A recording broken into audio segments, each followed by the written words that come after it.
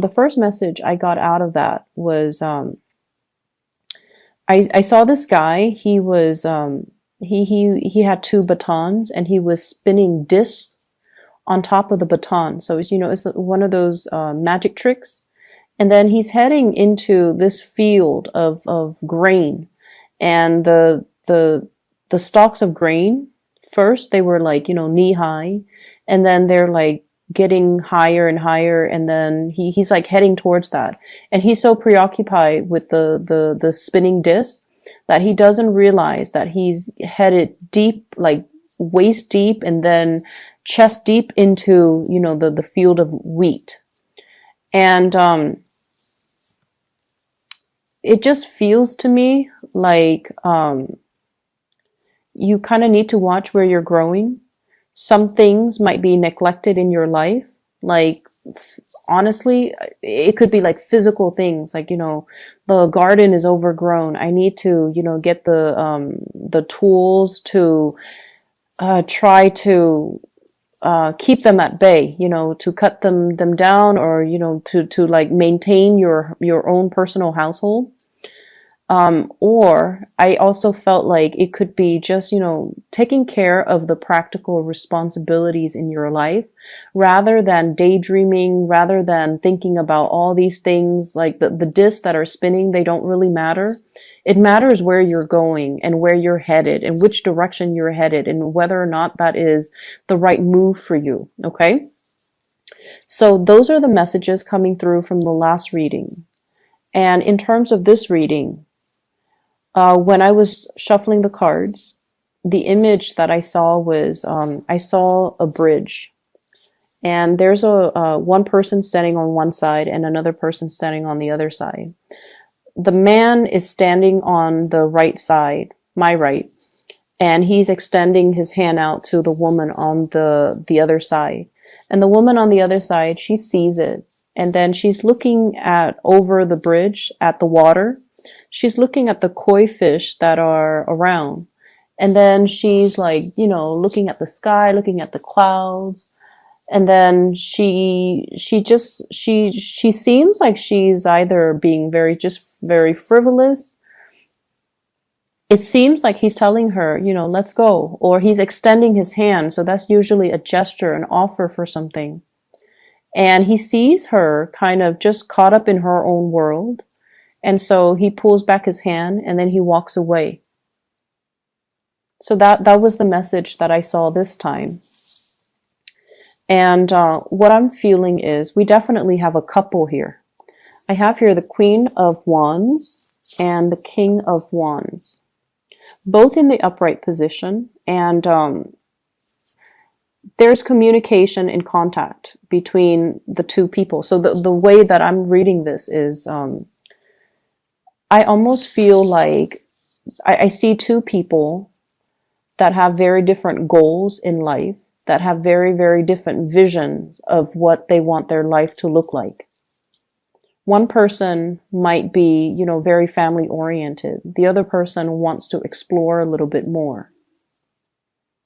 And one person is like happy where they are currently.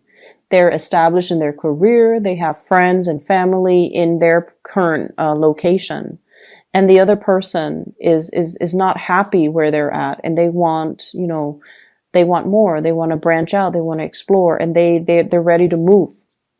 So I feel like two people that might, at one point have come together for whatever reason. They have the same values. They care about the same things. And the Wand's energy is a very dignified energy. It indicates truth and honesty. It indicates people who are very they keep their word. When they say they're going to do something, they do it. And they're quite loving, quite caring, and very generous, very protective of other people. They like to... It's almost like the people that fight for the underdogs, the people that defend the weak.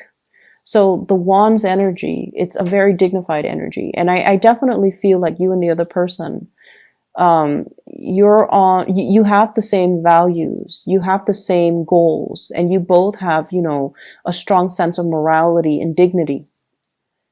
But I feel like one person is very settled in their career, in their life, and they're like, I'm not budging from this geographical location. I'm happy here. And then the other person's just like, I'm not really happy here. I want more. I want something else. I want to change of scenery. And so there might be discussions between you and another person regarding that. Just the fact that geographically, this might not be the best location for one of us. So let's compromise. Let's see how we can work things out. Let's see let's see how we can compromise. But I definitely feel like one person's really unhappy. One person wants to go. Hence that man on the bridge wanting to go. And it might not even be a biological man. It could be the other person is not happy and they're ready to move. Okay. They're ready to go. And so there's a lot of contact communications about this. I'm also seeing, for those in partnered relationships and in stable relationships, there might be discussions about, wanting to have children, wanting to bring like another person into the family unit. Okay, so talks about getting pregnant, talks about, procreation, talking about having children, and possibly even talking about adoption, like overseas adoption is what I'm sensing here. So I feel like there's a relationship, and I almost feel like there might be a void in that relationship, and the two of you are just like, maybe having a baby would help. Maybe it'll give us a common purpose. Maybe it'll help ground us. And so if you're approaching the relationship from that standpoint, you want to be a little bit careful. Resolve existing issues in your relationship before you bring another person into the picture. Does that make sense? I don't feel like bringing the child into the picture is going to change anything. It comes with a lot of responsibilities. And if you don't fix your existing problems, or if there's that void in the relationship that no one's addressing, it can exacerbate by bringing another element into the picture. Okay.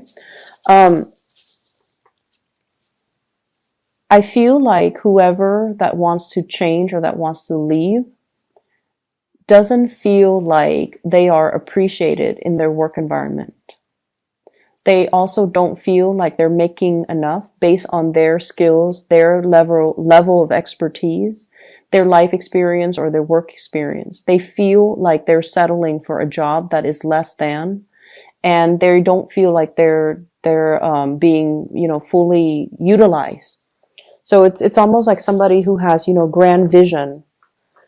And I don't feel like there's anything wrong with that. The person is not, overinflating or overestimating their capability. The person is very capable of doing the work, and they feel like for whatever reason, they're not able to find the type of work that utilizes their full potential, or they feel like they are not being, they're not developing to their full potential, and they're looking for something else, something a lot more fulfilling. And I also feel like the relationship itself can feel like that, where the relationship might not bring that 100% total completion, total love, and total, happiness. And so the other person is just like, I don't know how long I can stay in this any more. Like, I don't know how long I can stay in this because I'm not 100% happy. Okay, could you be you or the other person? But I feel like someone is a little bit discontent, and I feel like they're looking to leave. I honestly feel there were situations in your past where, and obviously Scorpios, please don't get mad at me for saying this, but I don't feel like this applies to everybody. Okay, there was somebody that was really good in your life, and honestly, this energy could be switched around. You were probably very good to somebody, and I feel like it could be, it could go both ways.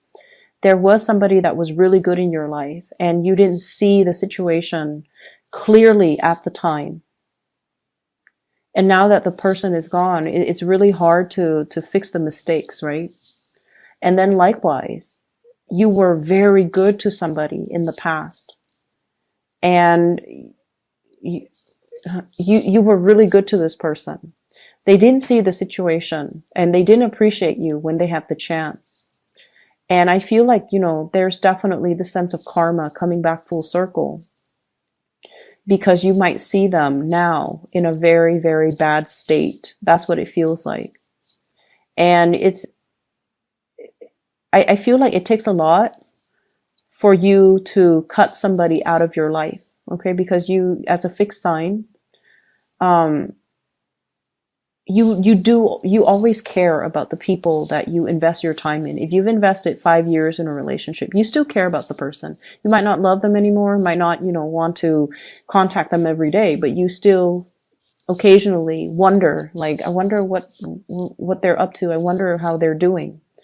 And I feel like there was somebody you were really, really good towards, and they didn't appreciate you properly. And now as a result of it, I feel like you're catching people in, it's like the karma returning back to the people. And it's not pretty. And you're looking at the situation and you wish you could help. You wish you could do something to alleviate the pain and the suffering, because you were really good to that person.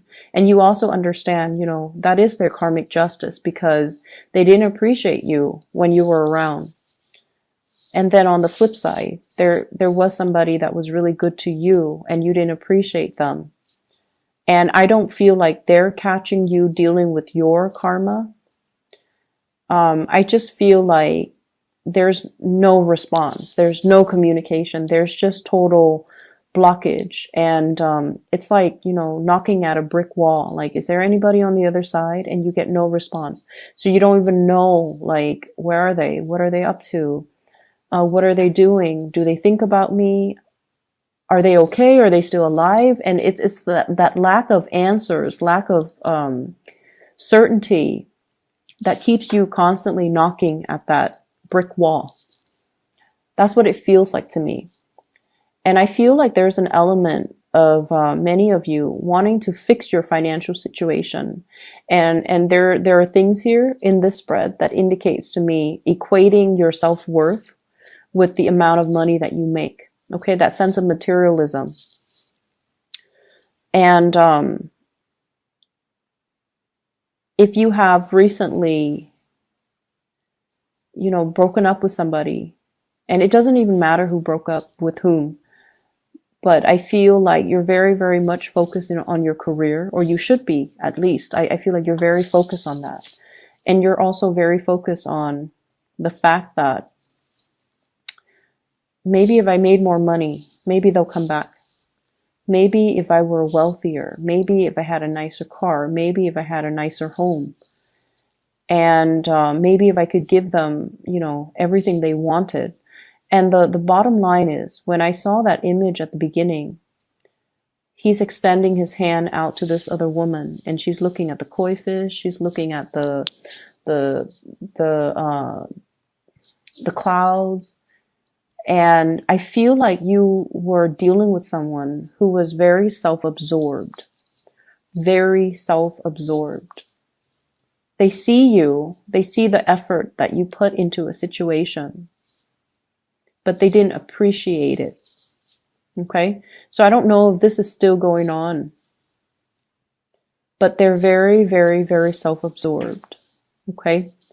It's almost like, what could the Scorpio people do for me? Or what could other people do for me? And they're not considerate of other people. So you're dealing with someone who is very narcissistic.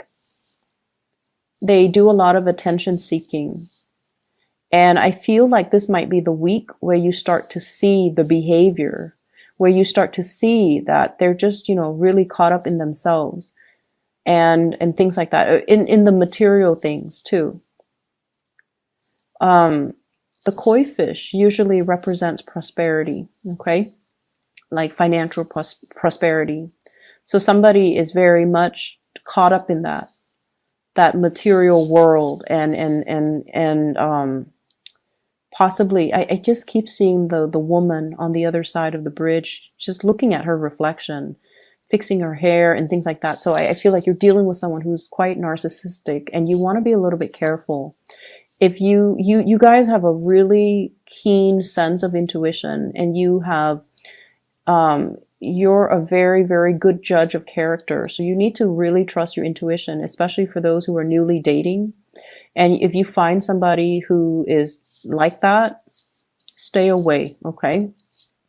Doesn't matter even how beautiful, how attractive they are. I don't feel like it's worth the trouble at the end of the day. So I feel like you have come to the realization that this person is like this.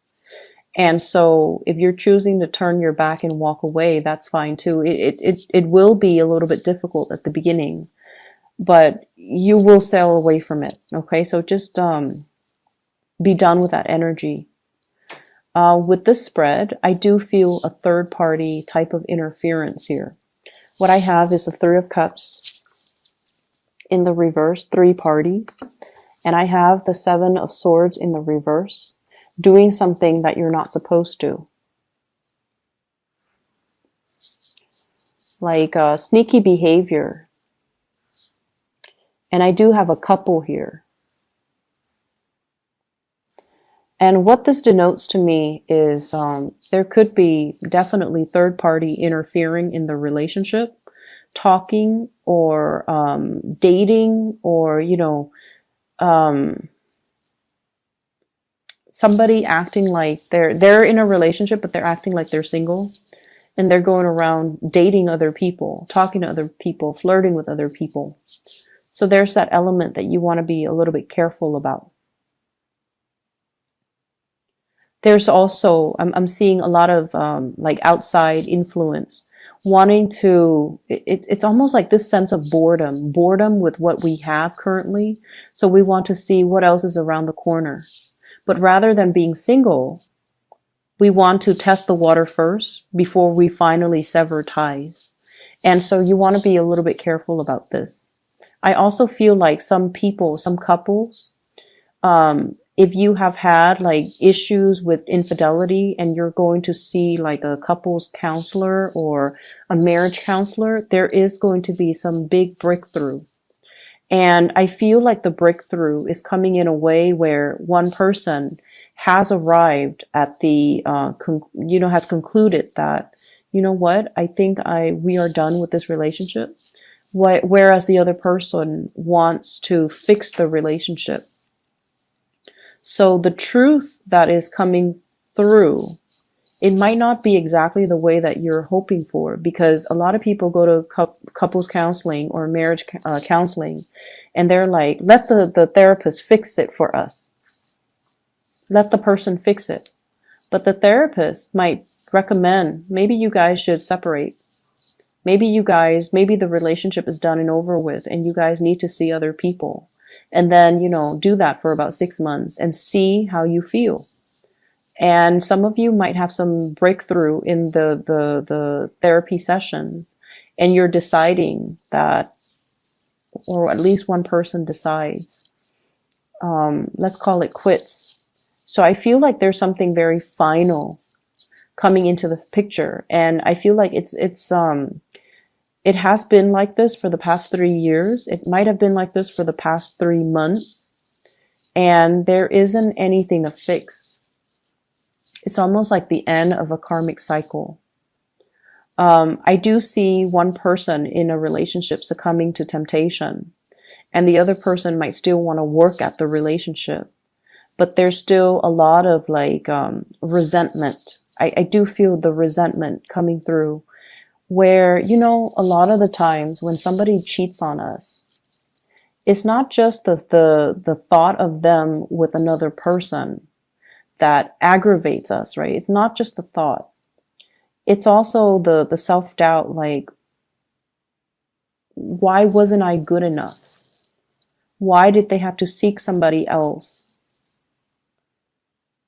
It brings up a lot of self-doubt. It destroys your sense of self-confidence. And not only that, the aftermath of finding out too, it hurts your ability to trust other people. So infidelity is very, very damaging.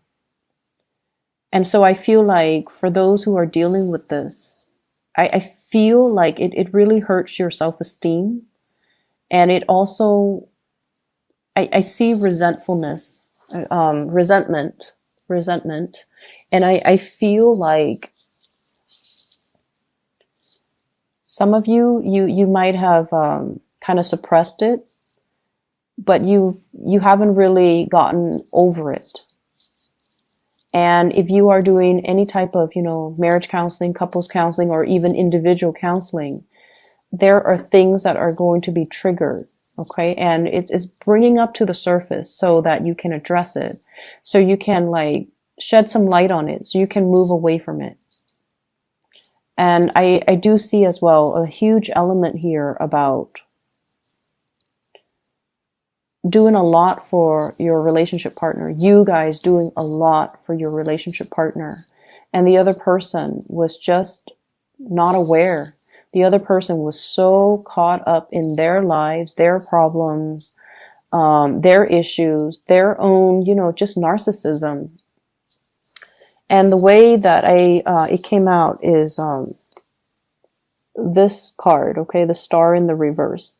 It's somebody that could be very beautiful, very attractive, very handsome, whatever you want to call it. But they're very stuck on themselves, okay? And so I feel that you want to be a little bit careful who you're dating. You want to be careful about who you're involved with. And you want to be a little bit careful about who you give your energy to. I feel like this is, even if you tell yourself, oh, I'm only going to, I'm only going to have a one night stand with that person. At the end of the day, you want to reassess your standards. You want to just tell yourself, is this somebody energetically that I want to be around? Probably not. Is this somebody that I even want to let my friends know about? Probably not. There's something about this person, I feel like they're quite attractive, but at the end of the day, maintain your standards and, be true to your standards, okay? You want people who are beautiful all the way around, inside and out. You don't want to settle for anybody who is especially narcissistic. And so even if it's just a one night stand, I don't feel that it's good for you to give your energy to this person.